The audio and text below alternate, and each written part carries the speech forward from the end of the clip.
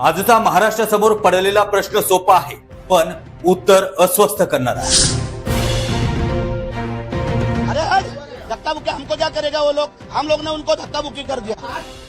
दर्जा घसरलेल्या आजच्या राजकारणाचं करायचं तरी काय? काही लोकांना बांबू पण लावायला पाहिजे.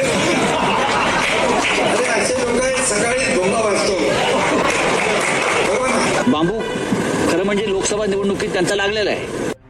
आज राजकारण म्हणजे सेवा नाही तर सत्ता उपभोगणं आहे. संवाद नाही, संघर्ष नीती नाही, निव्वळ नीटच दिसणारी एक जाहिरात आहे.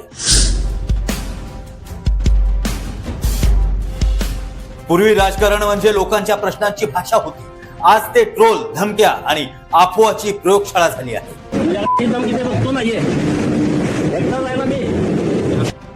प्रश्न असा आहे की राजकारण घसरलंय की आपणच ते घसरू दिलं. त्यांनी 2 आमदारांचे नाव सांगावं, मी 13 आमदारांचे नाव सांगतो. काही आमदार कोणाच्या संपर्कामध्ये नाही. आज सभागृहात वाद नाही तर आवाज आहे, विचार नाही तर आरोप आहेत, भाषणात कार्यक्रम नाही पण विरोधकांची कबर खोदण्याची घाई आहे. मी देत नव्हतो, या शहाण्याने द्यायला. नेते बदलले, पक्ष बदलला, पण सत्तेची भूक मात्र बदललेली नाही. मग करायचं काय? तर चर्चा. नमस्कार, मी स्वप्नील दुधारे. आपण पाहताय महासागर न्यूज. बोलावं तर लागेलच या महासागरच्या खास कार्यक्रमात आपल्या सर्वांचं स्वागत आहे. आजच्या चर्चासत्राचा विषय आहे दर्जा घसरलेल्या राजकारणाचं करायचं तरी काय. नमस्कार. आजच्या या खास चर्चासत्रामध्ये मी संदीप काळे आपलं मनापासून स्वागत करतोय.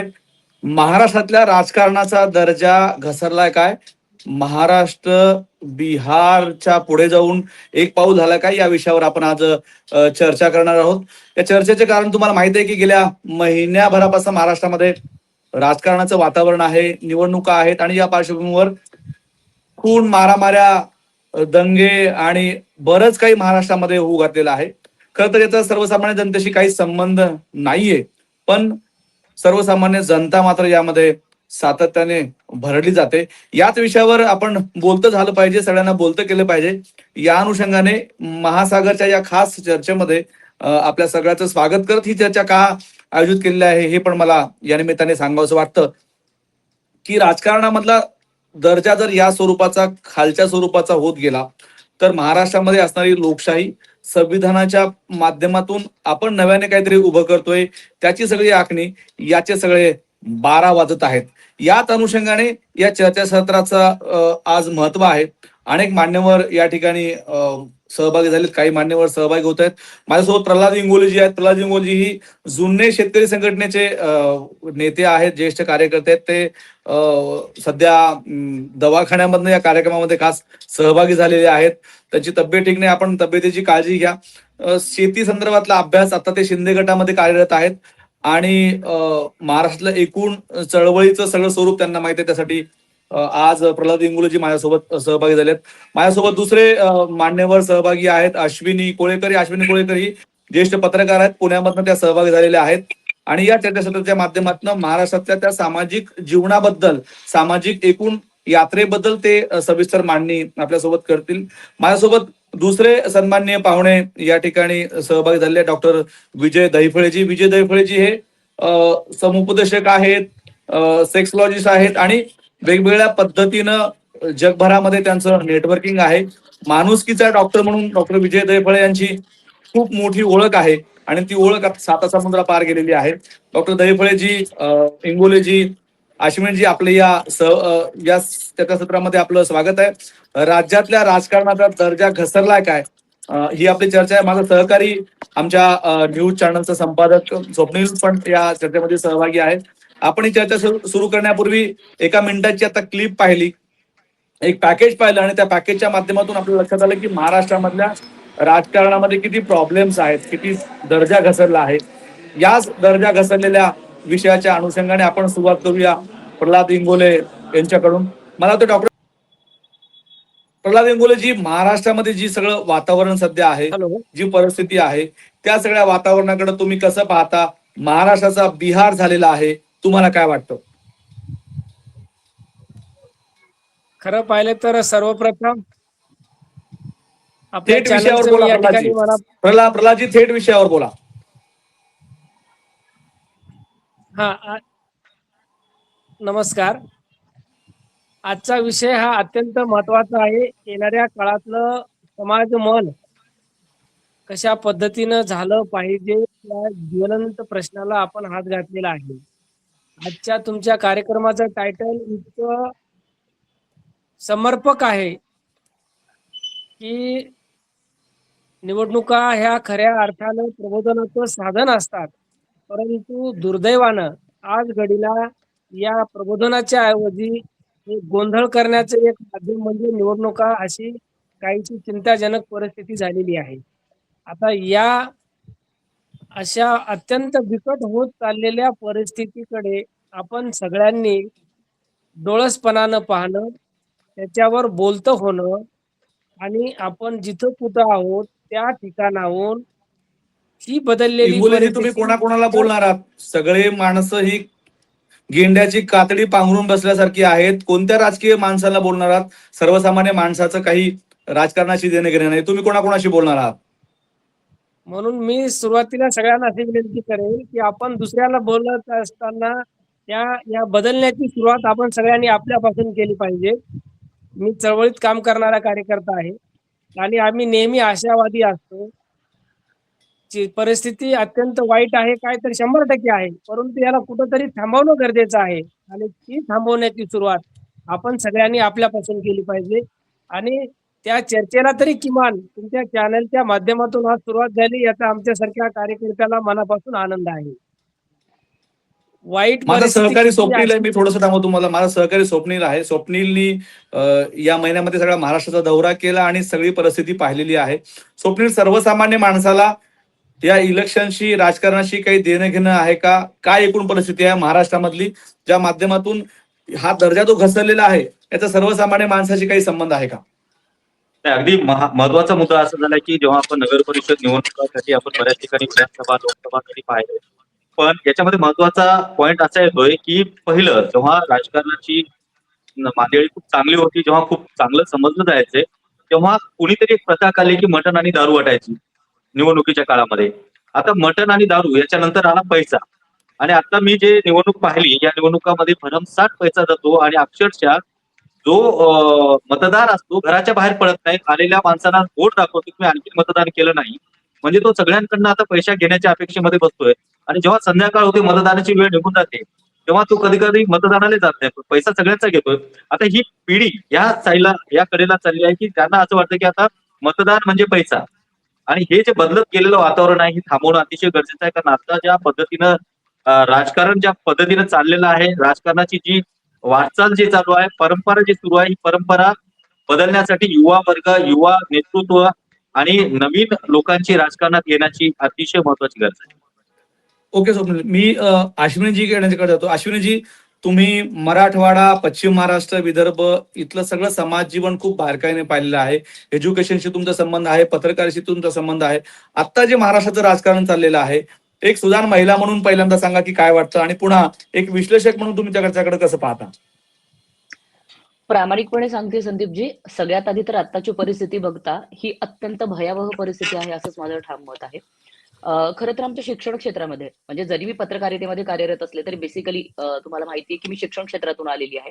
तर आमच्याकडे ना एक गोष्ट सांगितली जाते की लहान मुलं ना अत्यंत अनुकरणशील असतात आणि मोठ्यांनी म्हणजे आजूबाजूला जी कोणी बऱ्यापैकी वयस्कर मंडळी असतात, प्रौढ मंडळी असतात, ती माणसं, त्या व्यक्ती जे काही बोलतात त्याचा सर्वसाधारण इम्पॅक्ट हा खरं तर लहान मुलांवरती पडत असतो.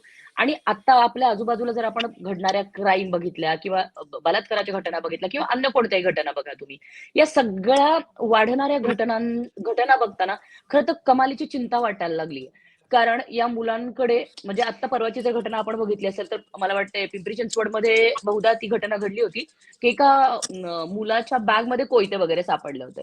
सो एकूणच आताची ही परिस्थिती ज्या पद्धतीची होत चालली आहे, म्हणजे जिथे मुलांच्या बॅगांमध्ये फार फार तर खाऊ असणं अपेक्षित आहे, तिथे कोयते कुठून येतात? म्हणजे एकूणच आपली अख्खी सिस्टीमच आपण रसातळाला जातोय का? आणि मगाशी आता आपल्या प्रतिनिधींनी सांगितलं की लोक मतांसाठी पैसे घेतात, पण मुळात बेसिकली लोकांना म्हणजे लोकांमध्ये हा सेन्सच उरलेला नाहीये की आपण मत आपलं विकतोय. म्हणजे उद्या आपल्याला कोणत्याही दृष्टीने आपल्या लोकप्रतिनिधींना जाब विचारायचं नैतिक अधिष्ठानच तुमच्याकडे उरलेलं नाहीये. तुम्हाला कोणताही नैतिक अधिकार उरलेला नाहीये. जर आज तुम्ही प्रत्येकाकडनं तुमच्या मतांचे पैसे घेता, तर कोणत्या बेसिसवरती तुम्ही उद्या या लोकप्रतिनिधींना जाब विचारणार आहात? मग लोकप्रतिनिधींना त्यांच्याकडनं तुम्ही पैसे घेता, उद्या ते तुम्हाला शिवीगाळ करतील किंवा मगाशी क्लिपमध्ये ज्या पद्धतीची भाषा लोकप्रतिनिधी आपल्याला वापरताना दिसतात, तर आमच्याकडे जर मी माझं मत विकतीये, तर मी कोणत्या तोंडाने उद्या त्यांना जाब विचारणार आहे की तुम्ही या भाषेमध्ये लोकांशी बोलताय किंवा या पद्धतीने तुम्ही ऑडिओ व्हिज्युअल माध्यमांसमोर येत आहे. तर मला वाटतंय मगाशी म्हटल्याप्रमाणे की आम्ही स्वतःचंही आत्मपरीक्षण करणं गरजेचं आहे. कारण आम्ही काय पद्धतीने लोकशाहीकडे बघतोय, आम्ही काय पद्धतीने आपल्याकडच्या लोकप्रतिनिधींकडे बघतोय आणि काय पद्धतीने आपण आपल्या जबाबदाऱ्या आणि कर्तव्यांकडे सुद्धा बघतोय. नाहीतर काय होतं, आपण सतत जाब विचारतो आणि जाब विचारताना आपण आपल्या कर्तव्यांकडे बघतो का? म्हणजे नाही, आता झालंय असं आत्मपरीक्षण त्याच्यामध्ये करणं की गरजेचं आहे. जाब विचारणारे अनेक जण हे सत्ताधाऱ्याच्या सगळ्या पलंगावर जाऊन बसलेले आहेत, अशी परिस्थिती आहे. म्हणजे जे रुग्ण जे रुग्ण हातामध्ये घेऊन शेतकरी संघटनेचं आंदोलन करायचे, ते इंगोले आज शिंदे गटांमध्ये जाऊन बसलेले आहेत. अशी अनेक परिस्थिती आहेत. म्हणजे महाराष्ट्रामध्ये तर माणूसच कोणी उरलेलं नाही की जे मध्ये जाऊन बसणारं उरलेलं नाहीये. आता डॉक्टर साहेब माझ्यासोबत, डॉक्टर साहेब तुम्ही सेक्स विषयी काउन्सिलिंग करता माणसांचं सगळ्या, आता राजकारणाविषयी काउन्सिलिंग करायची गरज आलेली आहे. कसं पाहता तुम्ही या दर्जा घसलेल्या राजकारणाकडे? आता हे बघा, सर्वात महत्वाची गोष्ट सांगतो मी, काउन्सिलिंग आणि तुमचं अँड्रोलॉजी, सेक्सॉलॉजी, डॉक्टरेट हा प्रत्येकाचा एक भाग आहे. प्रत्येक व्यक्तीला एक व्यवसाय आहे आणि त्यासोबतच राजकारण कोणाला चुकलेलं नाही. मग महत्वाचं काय, एखाद्या परिस्थितीमध्ये त्या कंडिशनची कंप्लेंट करण्यापेक्षा त्याला सुधारायचं कसं, याच्यावर जर जायचं असेल तर पहिल्यांदा सुशिक्षित उमेदवार जो स्वतः ऑलरेडी एस्टॅब्लिश आहे. म्हणजे राजकारण हे पैसे कमवायचं साधन नाही. जोपर्यंत हा मेसेज जाणार नाही, म्हणजे तुम्हाला मुळातच ही सुरुवात करावी लागणार आहे. ठीक आहे, सत्ता येणं, जिंकणं, कुणीतरी येणार जाणार हे चालू राहील, पण मुळातच त्या ठिकाणी तुमचं चयन करताना जे नगरसेवक आहेत किंवा जे समजा नगर परिषद असेल किंवा जी आता तुमची कॉर्पोरेशन निवडणूक आहे, एक उदाहरण देतो. समजा डॉक्टर मंडळी यामध्ये उतरली, तर डॉक्टर हे ऑलरेडी एस्टॅब्लिश आहेत. त्या केसमध्ये त्यांच्या प्रोफाईलवर त्यांचं नाव जे आहे, त्यांची जी कर्तृत्व जे आहे, ह्या सर्व गोष्टी मेंटेन राहिल्यानंतर तुम्ही जसं म्हणता की पैसा दिला जातो, घेतला जातो, देणाऱ्याची चूक आहे आणि घेणाऱ्याची चूक आहे. सर्वात महत्वाची गोष्ट, जोपर्यंत तुम्ही मूळ सुधारणार नाहीत, कारण राजकारण कुणाला चुकणार नाही, कारण ते घरातून चालू होतं. म्हणून एकच गोष्ट महत्वाची आहे की कुठंतरी हा दर्जा वाढवण्यासाठी एकाने तरी बदल होण्यासाठी प्रयत्न करणं आवश्यक आहे. पूर्ण समाज हा सुद्धा त्याचा एक घटक आहे. डॉक्टर साहेब, तुमचा मुद्दा कळालेला आहे, पण बदल झालेली माणसं, बदल करणारी माणसं, इंगोले साहेब तुमच्यासारखी सत्तेमध्ये जाऊन बसल्यानंतर प्रश्न विचारायचा कोणी, हा प्रश्न निर्माण होतो. तुम्हाला खंत वाटते का की आपण सत्तेमध्ये उगाच जाऊन बसलो बाबा, आता आपण सत्तेमध्ये गेलो नसेल तर आपल्याला किमान बोलता तरी आलं असतं? प्रश्न आता सत्तेत जाण्याचा किंवा न जाण्याचा नाहीये. मला असं वाटतंय, आम्ही ज्यावेळी चळवळीत होतो तर आम्हाला 100 रुपये करून लोकांनी प्रस्थापितांच्या विरोधात लढण्यासाठी दिले. परंतु आज घडीला वातावरण पूर्णपणे बदललेलं आहे. ग्रामगीतेमध्ये तुकडोजी महाराजांनी सांगितलं की गावचा पुढारी ज्या पद्धतीने आचरण करतो त्याचं अनुकरण गावकरी करतात. त्यामुळं गावच्या पुढाऱ्याने आपली जबाबदारी ओळखून अत्यंत जबाबदारीपूर्ण वर्तन करणं हे अपेक्षित असतं. आज घडीला आताच्या अगोदरच्या वक्त्यांनी जे सांगितलं, आमच्या ताईंनी जे सांगितले, मी दोघांच्याही मताशी सहमत आहे. परंतु ताईच्या एका मुद्द्याला मला थोडंच हात घालायचंय की ताई, या व्यवस्थेनं, या सत्ताधारी मंडळीनं शेतकरी आणि शेतमजुरांना इतकं लाचार आणि गुलाम करून ठेवलंय की त्याला स्वाभिमान आहे की नाही, हा प्रश्न आता निर्माण होतोय. 10-5 हजार रुपयासाठी, 4-2 हजार रुपयासाठी माणसाला मजबूर करून असं छळण्यासारखी परिस्थिती ग्रामीण भागातली आहे. राहिला प्रश्न दुसरा, शिकलेले माणसं असतात म्हणजे ते फार काही चांगलं राजकारण करतात असं नाही. आज हे डॉक्टर असू द्यात, वकील असू द्यात, त्याची डिग्री पाहून त्याला मतदान किंवा तिकीट कोणी देत नाहीये. ते किती पैसे खर्च करणार आहे हे त्याच्या बायोडाटात सगळ्यात पहिला जर निकष काय असेल तर त्याच्या खिशामध्ये किती पैसे आहेत. पहिला प्रश्न तो किती लोकांपर्यंत पोहोचला आहे, किती लोकांची कामं केलीत, किती लोकांच्या समस्या जाणून घेतल्यात. या विषयाला, या महत्वाच्या निकषाला प्राधान्य राजकीय पक्ष देत नाही. आचार, विचार, संहिता, भूमिका, त्या व्यक्तीचं लोकातलं काम हे पाहून कोणी हे करत नाहीत. आज संदीप काळे सारखी माणसं महाराष्ट्रात शिंदे एकही गाव नसेल की ज्यांना इंगोले साहेब ओळखणारी इंगोले 10-20 साहेब मला लोकं नाहीत. थेट सांगा की तुम्ही जर विरोधी बाकावर असला तर याच्याविषयी आवाज उठवला असता की उठवला नसता? 100% आवाज उठवला असता. आज सत्तेमध्ये आहोत तरी आम्ही आमच्या परीने आवाज उठवण्याचा प्रामाणिक प्रयत्न करतोय. मग मला तुम्ही विचारणार का प्राधान्याने हे मुख्यमंत्र्यांना, तुम्ही सांगायचं विचारणार आहे, का मुख्यमंत्री महोदय की कशामुळे या महाराष्ट्राचा राजकारणाचा दर्जा घसरलेला आहे? तुम्ही विचारणार का मुख्यमंत्र्यांना जॉब? काय खरं सांगतो, नवऱ्याचं बायको ऐकणं झालं तर माझं मुख्यमंत्री केव्हा ऐकतील? तुम्ही जर चांगले पत्रकार असेल तर तुमचे संपादकही तुमचं ऐकत नाहीत. कारण तुम्ही प्रामाणिक तळमळीने करता हो, पण चलिणारे ते आहेत ना बाबा. म्हणून मला हे वाटतं म्हणायचं अश्विनी आहे, मॅडमला काहीतरी बोलायचंय. अश्विनी मॅडम, माफ करा इंगोले सर, मला पण फार गंमत वाटते. खरं तर आपण सत्ताधाऱ्यांमध्ये जेव्हा जाऊन बसतो तर तेव्हा कुठेतरी आपल्याला ही एक आशा असते, अपेक्षा असते की कदाचित आम्ही लोकांचा आवाज, म्हणजे किमान तुमच्यासारख्या विचारी माणसाकडनं तर आमच्यासारख्या लोकांची ही अपेक्षा असते की किमान जेव्हा आपण सत्तेमध्ये जाऊन बसतो तेव्हा आपण लोकांचे प्रश्न, लोकांसाठीचा आवाज बनून तिथे जातो. सत्तेमध्ये आपण लोकांच्या कामांसाठी जातो. पण तिथे असतानाही जर तुम्ही असंच म्हणत असाल तर मग जरा परिस्थिती कठीण आहे. मला वाटतं तिथून खरं तर तुमच्यासारख्या माणसांनी काम करणं अपेक्षित आहे. आणि मगाशी डॉक्टरांनी जो मुद्दा मांडला की जर हायली क्वालिफाईड व्यक्ती एखादी तिथे असेल तर मी डॉक्टरांच्या मुद्द्याशी अजिबात अग्री करत नाहीये. मी अत्यंत डिफर करते या मुद्द्यावरून. कारण सगळ्यात महत्वाचं म्हणजे मुळात हल्ली राजकारणामध्ये जाण्याची जी काही फॅशन आहे, ही फॅशन आहे बरं का, सो कॉल्ड फॅशन आहे. कारण तिथं गेलं की तुम्हाला पैसा मिळतो, तुम्हाला प्रसिद्धी मिळते, तुमच्या पुढच्या किमान 10 पिढ्या बसून खातील आणि त्यांच्या पुढच्या 10 पिढ्या बसून खातील. इतकं व्यवस्था, सगळ्यांची महत्त्वाचं व्यवस्था. राजकारणामध्ये, exactly, you get my point. एवढी सिस्टमॅटिक व्यवस्था केली जाते. मग तुम्ही हायली क्वालिफाईड असा, तुम्ही हायली क्वालिफाईड नसा. मुद्दा तुमच्या शिक्षणाचा किंवा व्यवस्थेचा नाहीये. उलट माणूस जितका वेल इस्टॅब्लिश्ड असेल तितकी त्याची हाव मोठी असते डॉक्टर. आणि आता याच्यासाठी व्यवस्था, मी अनेक तुम्हाला एक व्यवस्थेचं उदाहरण फक्त सांगतो की मी आता दिल्लीमध्ये आहे, महाराष्ट्रामध्ये. मला 2 बिहारचे खासदार, माझे मित्र, जुने मित्र भेटले, जे कार्यकर्ते होते कधीतरी, आता खासदार आहेत. आणि ते म्हणाले की संदीप जी, आपके महाराष्ट्र ने तो रिकॉर्ड मोड़ दिया. आप हम गर्व के साथ कह सकते की महाराष्ट्र में देखो क्या हो रहा है, हमारे बिहार में ऐसा नहीं होता है. मी म्हणलं ऐसा क्यों बोल रहे हो? तो म्हणले की तुम्हारे बीड में क्या होता है. डॉक्टर साहेब माझ्यासोबत आहेत आता, त्यांना बीडचं सगळं खूप जवळून माहित आहे. डॉक्टर साहेब, ही शर्मेने लाज, जेव्हा म्हणतो आपण की लाज वाटायला लागते की बाबा मी या महाराष्ट्रातला आहे, असं का वाटायला लागतं?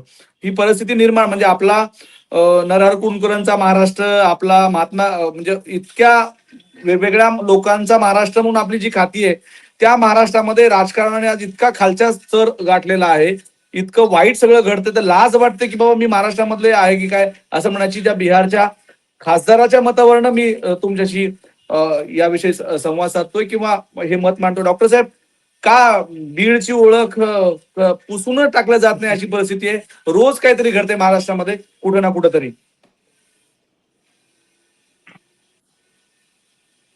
डॉक्टर साहेब, तुमच्या आवाजचा प्रॉब्लेम दिसतोय तुमचा. हा, आवाज येतोय. हा, येतोय, करेक्ट. आता मला एक महत्वाची गोष्ट सांगतो. डॉक्टर साहेब, मोठ्या आवाजामध्ये कंटिन्यू मध्ये बोला. हो.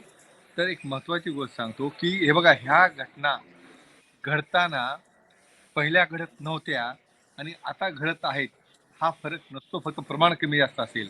मीडिया इतका स्ट्रॉंग झालेला आहे, फेसबुक आहे, मीडिया आहे, लाईव्ह आहे, टीव्ही आहे. आणि तुम्ही घटना जेव्हा दाखवल्या जाता, अगोदर आपण काय म्हणायचं की बाबा बिहारचं आहे, काय म्हणायचं युपीचं आहे, मग आता महाराष्ट्राचा नंबर लागला. त्यामध्ये का लागला? तर काळानुरूप जो बदल होत चाललेला आहे राजकारणामध्ये. तुम्ही परत मॅडम, मी आणखी सांगतो की बघा, हे बघा, प्रत्येक व्यक्तीचं एज्युकेशन असणं, त्याचे संस्कार असणं, त्याची संपत्ती असणं, ह्या सर्व गोष्टी प्रत्येकामध्ये आहेत. मानसिकता बदलून हे असंच चाललं आपल्याला राहू द्यायचं नाही. कोणालाही पुढाकार घेऊन हे नाव, जसं चांगल्याचं वाईट झालंचं, वाईटाचंही चांगलं करता येतं. तर आपण आपल्यासारखी सुशिक्षित मंडळी जोपर्यंत त्यामध्ये उतरणार नाही, जोपर्यंत आपण पायंडा पाडणार नाही. तुम्ही म्हणाल की वर्षापासून डॉक्टर साहेबांच्या आवाजाचा प्रॉब्लेम डॉक्टर परत दिसतोय. गेले. इंगोले साहेब मला बोलायचंय. बरं. बोला. संदीपराव यांनी महाराष्ट्र देश पिळून काढलेला आहे.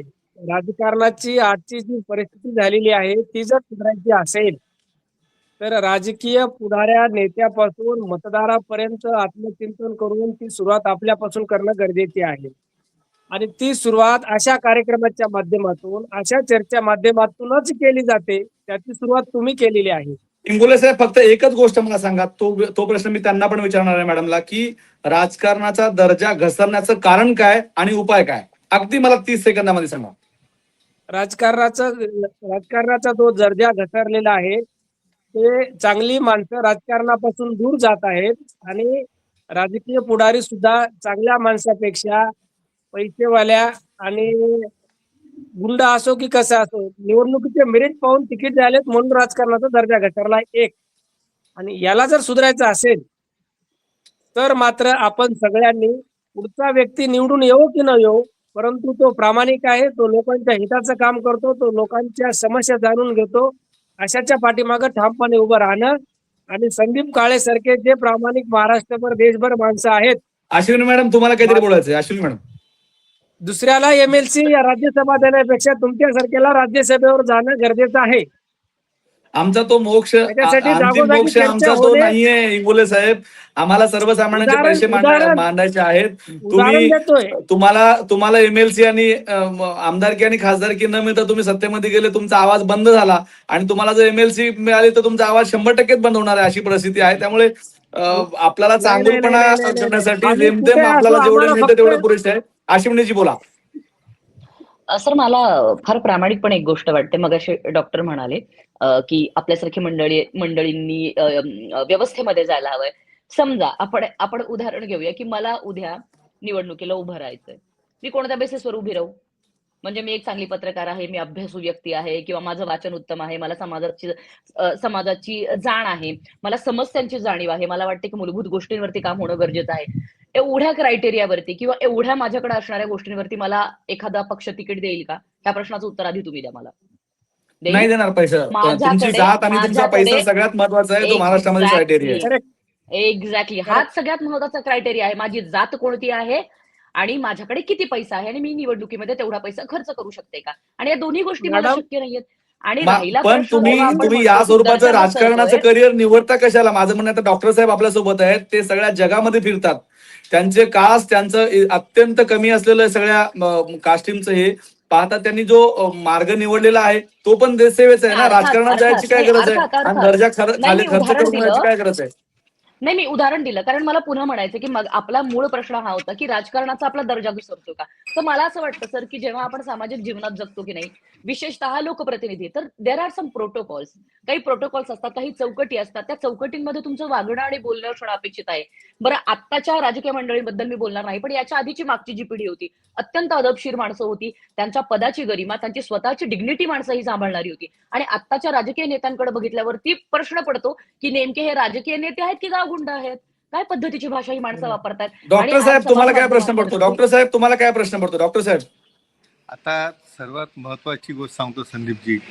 हे बघा, तुम्ही पूर्ण जर विचार केला तर राजकारणासाठी काय क्वालिफिकेशन आहे हो?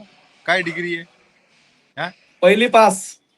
मग मी सांगतो, हे बघा, पण हायली क्वालिफाईड माणसं सुद्धा आहेत आपल्याकडे राजकारणात डॉक्टर.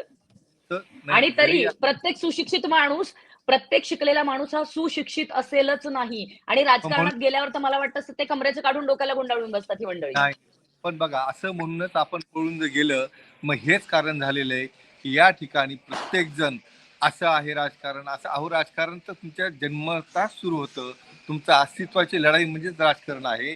परत मला सांगणं आहे, आपण जोपर्यंत पुढाकार घेऊन त्यामध्ये भले आज नाही होणार पण एक दिवशी नक्की होईल, तर आपल्याला हे करणं भाग आहे. तोपर्यंत आपल्याला वाटतं की आपला मराठवाडा आहे, आपला महाराष्ट्र आहे, आपलं राजकारण आहे, ह्याचं नाव बदलणारे आपणच माणसं आहोत. कारण 50 वर्षापूर्वी पण तीच होती, आज पण तीच आहेत. मी जर पाहिलं ना, एक महत्वाची गोष्ट तुम्ही म्हणता ना की पक्ष बदलला, मग त्याचं युती झाली, महायुती झाली, काय झाली, अहो सगळं काही सेम आहे. आज जर तुम्ही पाहिलं ना, जे समजा 15 वर्षापूर्वी जे होतं ना, 10 वर्षापूर्वी, ते सेम टू सेम जशाच तसे, फक्त त्या आपला जो आहे बुद्धिबळ, त्या बुद्धिबळातल्या फक्त जागा इकडच्या तिकडे गेल्या, तिकडच्या इकडे गेल्या. आणि डॉक्टर साहेब मी येतो आपल्याकडे, डॉक्टर साहेब मी येतो आपल्याकडे. स्वप्नील, आता एकूण दर्जा घसरलेला आहे आणि आता पुढे ज्या इलेक्शन्स आहेत, आचारसंहिता महापालिकेच्या, त्याच्यामध्ये अजून किती दर्जा घसरण्याची चान्सेस आहेत? तुम्ही महाराष्ट्रभर फिरता, काय सांगाल?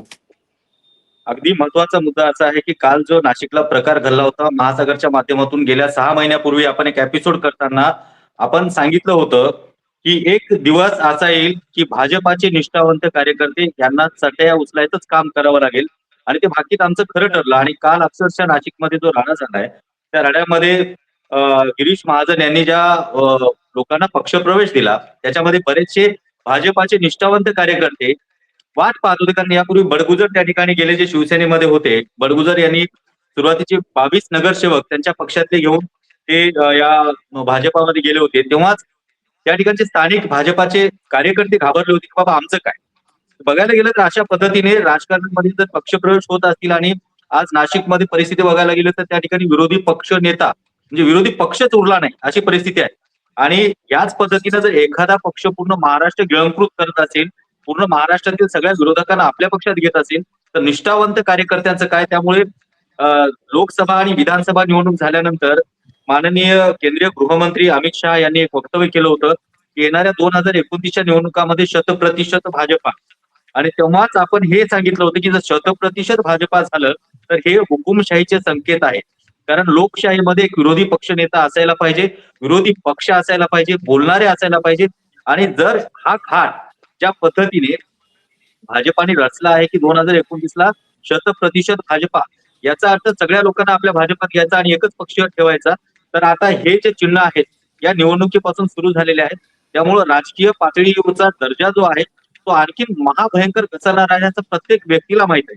त्याच्यानंतर मुद्दा क्रमांक 2, तुम्ही आजही सगळेजण सोशल मीडियावरती ऍक्टिव्ह आहेत. फेसबुकला जर एखादी पोस्ट आली, काल परवा बावनकुळेंनी चंद्रशेखर बावनकुळे यांनी पोस्ट टाकली होती निवडणुकीचा निकाल लागण्यापूर्वीच की सगळ्या नगर परिषद जिथं आम्ही कधीच जिंकलो नाही तिथे देखील आम्ही जिंकून येऊ. तर त्याच्या खाली अक्षरशः शिव्यांचा पाऊस पडलेला आहे. मग त्या ठिकाणी काही लोकांनी हे विचारलं नाही की आम्ही सगळे शिव्या देतो, तुम्हाला मत कोण देते. म्हणजे याचा अर्थ जो संभ्रम लोकांच्या मनात निर्माण झाला आहे, त्याच्यामुळं एक अशी परिस्थिती झाली आहे की सगळ्या लोकांना ते कळतंय की एकच पक्ष आहे जो महाराष्ट्रावरती राज्य करतो. आणि निवडणुका कितीही साफ झाल्या, किती क्लीन झालं, किती विरोध केला, तरी एकच पक्ष त्या ठिकाणी आवाज येतोय. हे अशा प्रकार. इंगोले सर, तुम्ही कधी जाणार भाजपामध्ये? सगळ्यांना भाजपामध्ये जाण्याची घाई झालेली आहे. तुम्ही भाजपामध्ये कधी जाणार आहात आणि जात नसाल तर का जाणार नाही? मला ताईसाहेबांना एकच विनंती करायची आहे की आपण जी भूमिका मांडली ती वस्तुस्थिती आहे, परंतु ही वस्तुस्थिती बदलण्यासाठी एक नागरिक म्हणून तुम्हाला मला पुढाकार घेणे गरजेचं आहे. आपण सत्तेत असो की नसो, आपण राजकारणात असो की नसो, परंतु या देशाचे नागरिक काय पुढाकार घेणं अपेक्षित आहे सर? मला सांगा. मला तुम्ही उदाहरणार्थ नाही बोले सर, मला तुम्ही सुशिक्षित माणसांनी कारण सांगायचे नसतात. तेच सांग. नाही, सुशिक्षित माणसाने जनतेला पर्याय देणं आपली जबाबदारी आहे. कारण देत नाही, आरोप करणं सोपं असतं, आरोप करणं अत्यंत सोपं असतं. आम्ही विचारतो इंगोले साहेब, तुम्ही भाजपामध्ये कधी जाणार आहात ते सांगा. आपण काहीतरी करावं लागेल ना, आपली काही जबाबदारी आहे. फुलाची पाकळी म्हणून मी म्हणतेय ना सर की समजा मला यायचंय, चला तुम्ही म्हणताय ना मी उतरते राजकारणात. जेव्हा व्यतिरेक झाला कोणता पक्ष या देशाचा इतिहास तुम्ही घेता का त्यांना? एकनाथ शिंदे गटांच्या गटामध्ये मॅडमला तुम्ही घेता का सांगा? अहो, शिंदे गटाच्याच नाही, मॅडमला जो कोणता पर्याय चांगला वाटतो आमच्याकडे स्वागत आहे ते चांगल्या माणसाचं. बिलकुल स्वागत आहे. भाजपामध्ये सगळेजण प्रवेश करतायत, सगळे भाजपात प्रवेश करतायत, तुम्ही भाजपामध्ये का प्रवेश करत नाही? काय कारण आहे? मी चळवळीतला होतो, मी चळवळीत आहे. मी जरी शिंदे सेनेमध्ये असलो तरी मी शेतकरी आघाडीत आहे. जिथं कुठं चुकतंय मी सातत्यानं भांडत राहणार. मी माझा पक्ष म्हणणार नाही. मी शेतकऱ्याचं हित, सामान्य नागरिकाची भूमिकाच घेणार. मी म्हणणार नाही की मी सत्ताधारी पक्षामध्ये असलो म्हणून काय झालं. माझी जास्त जबाबदारी आहे सत्तेतल्या लोकांना भांडायची, कारण मी सत्तेतला एक भाग आहे. भांडण बंद झालेलं दिसतंय. मी तुमचे आंदोलन खूप पाहिले, तुमचे भांडण बंद झालेलं दिसतंय. त्याच्यामुळे मी म्हणतोय की तुम्ही भाजपामध्ये गेलं अजून चांगलं होईल, म्हणजे काहीच करायची गरज नाही. अजिबात असं होणार नाही संदीपराव, मी तुम्हाला शब्द देतो. तुम्हाला गोष्टींसाठी सत्तेत मी तुमचा सहकारी संदीपराव, मी कधी शांत बसणार नाही. डॉक्टर साहेब शेतकऱ्याच्या कशी कोंडी प्रश्नावर, फोडायची या सगळ्या सर्वसामान्यांच्या गोष्टींची? प्रश्नावर डॉक्टर साहेब कोंडी आणि कशी आपण- फोडायची? कोंडी फोडण्याचं एकच माध्यम आहे. जेव्हा राजकीय पक्ष, जेव्हा राजकीय पुढारी असा अतिरेक करतील त्यावेळेस या देशाचा नागरिक म्हणून हाती जे कोणतं आपलं लोकशाहीने दिलेले शस्त्र आहे ते शस्त्र घेऊन आपण घरात न बसता, फक्त मार्गदर्शन न करता आपण स्वतः कृती करण्यासाठी पुढाकार घेणं, तरच हे राजकीय लोक जाग्यावर येतील. आम्हाला आमचं डॉक्टर साहेबाला चुकत काहीतरी असेल तर बोला, आमचं डॉक्टर काम साहेब. झालं ना तुम्ही. डॉक्टर साहेबाला काहीतरी बोलायचं. डॉक्टर साहेब बोला. हे बघा, परत सांगतो, राजकारण हा बुद्धिबळाचा खेळ आहे आणि जो सत्तेत असतो तो बुद्धिबळाचा खेळ होतो. नाही, राजकारण बुद्धिबळाचा खेळ हा खूप नंतरचा भाग आहे. राजकारण हा पूर्णतः पैशांचा खेळ आहे. तिथे बुद्धी चालत नाही. नाही हे बघा, याच्यामध्ये पैसे असले की बुद्धी चालते. हे बघा, यामध्ये Absolutely. सत्तेत राहील, तुम्ही म्हणता हे याला नेलं, याने इकडे दिलं, प्रत्येक जण तोच करणार आहे. प्रत्येक जण आपलाच पक्ष मोठा करणार आहे. फक्त समोरच्या करणाऱ्यांनी त्यात विलीन का व्हायचं, त्याच्यात ती ताकद आहे का, ती ताकद का निघून चालली. विरोधी पक्ष जो आहे त्यामध्ये पण तेच राजकारणी आहेत. आज इथं होते, उद्या तिथे आहेत. पण ही जी एक प्रकारचं सुरू आहे सध्या, डॉक्टर साहेब, आवाजाचा डिस्टर्बन्स म्हणजे अहो, आमच्या जिल्ह्यामध्ये, मराठवाड्यामध्ये खूप मोठी नेती होती. आमच्या अशोक चव्हाण साहेबांचं प्रचंड मोठं काम आहे. मी त्यांचा विरोधक पण आहे. चव्हाण साहेब गेले ना सर परंतु त्यांनी भाजपमध्ये. सुद्धा, चव्हाण ऐका साहेबांना ना. मला सांगा ना, पक्षाने काय काय अहो, दिलं ते नाही चव्हाण नेते होते, साहेबांना? पण त्यांनी सुद्धा त्यांच्या अस्तित्वाचा प्रश्न आला की त्यांचं काम बाजूला ठेवलं आणि नको त्या गोष्टीला सुरुवात केली. खरं पाहिलं तर नेत्यांनी, त्यांचं कामच इतकं मोठं आहे, मी विरोधक असून सांगतोय, परंतु काय करावं. विरोधक कुठले सर? तुम्ही तर ते आता पण भाजपमध्ये एकाच गेले. बाकावर बसणारे आहात की. मग काय झालं? एकाच बाकावर इंगोले बसणारे सर आहात की इंगोले तुम्ही सर सगळे? तुम्ही इंगोले सर महत्वाचा मुद्दा असा आहे की तुम्हीच तुम्ही नाही, अशोक तुमच्या चव्हाणांचं नाव भाजपाच्या घेतलं. आणि तुमच्या ज्या माणसाला पक्षातील मुख्यमंत्री केलं, इतके वेळा त्यांच्या घरामध्ये सत्ता होती आणि तुम्ही त्यांचं नाव घेताय या याच्यामध्ये, हे उदाहरण देताय त्यांचं उत्तम म्हणून, हे मला काही पटायसारखं नाही. घसरलेल्या मला काय राजकारणाचं वाटतं मी ते संदीप प्रतिबिंब सर, सांगतोय. आपण काय अशोक काय काय काय चव्हाणांना निष्ठावान म्हणायला हवं. मी त्यांच्यावर स्तुती सुमन करत नाही. मी त्यांच्यावर स्तुती सुमन करत नाही. मी हे सांगतोय की घसरलेल्या राजकारणाचं प्रतिबिंब आपण अशोक चव्हाण साहेबांकडे पाहून करू शकतो. दोनदा नाही, चारदा मुख्यमंत्री आमच्या मतदारसंघाने दिले मला एक गोष्ट मला जरूर सांगावीशी वाटेल. भले मला आणि अशोक हे चव्हाणांची बदलण्यासाठी भूमिका मग त्यांना पटलेली नाही. अडवण्यासाठी पण- आपण पुढे आलं पण पाहिजे, हे मला अशोक नोंद करायचंय. चव्हाणांनी आजही ना सोशल माध्यमांवरती ना पत्रकारांसमवेत ना अजूनही कुठे अश्लील भाषेत किंवा ज्या पद्धतीच्या ज्या एकूणच सोकॉल्ड घसरलेल्या राजकारणावर आपण बोलतो, तर या पद्धतीची भाषा मला तरी आठवत नाहीये की अशोक चव्हाणांनी कधी वापरलेली आहे. अशोक चव्हाणांनी चांगले कायम शब्द म्हणजे स्वतःची वापरणं म्हणजे dignity राजकारण जपलेली घसरलं आहे. असं नाही. एका मताला 5-5 नाही हजार सर, रुपये जर आपण- देऊ लागले तर ते चांगल्या राजकारणाचं लक्षण होत नाही. आणि हे थांबवायचं असेल तर साहित्यिक असतील, पत्रकार असतील किंवा निवेदक असतील, यांना जमल तिथं यांनी अशा चुकीचं काम करणाऱ्यावर प्रहार घेतले पाहिजे. आता ऐका सर, इंगोले सर ऐका, मी तुम्हाला सांगते, सोशल मीडिया हे अत्यंत महत्वाचं माध्यम आहे. संदीप सरांचा आवाज या ठिकाणी येत नाही. आपल्या खरं तर कार्यक्रमाची वेळ क्रॉस झालेली आहे आणि कार्यक्रम देखील खूप लांबत गेला. आपली चर्चा अशाच पद्धतीने सुरू राहील आणि अशाच पद्धतीचे कार्यक्रम आम्ही महासागरच्या माध्यमातून आपल्यापर्यंत घेऊन येण्याचा प्रयत्न करतोय. विशेष म्हणजे आज आमच्या ह्या कार्यक्रमामध्ये ज्येष्ठ राजकीय विश्लेषक अश्विनी कोळेकर, त्याचबरोबर शेतकरी नेते प्रल्हाद इंगोले, त्याचबरोबर या ठिकाणी डॉक्टर विजय दहिपळे सर, जे ज्येष्ठ समुपदेशक आहेत. आपण सगळे सहभागी झालात त्याबद्दल आपलं या कार्यक्रमात मनापासून आभार आणि धन्यवाद.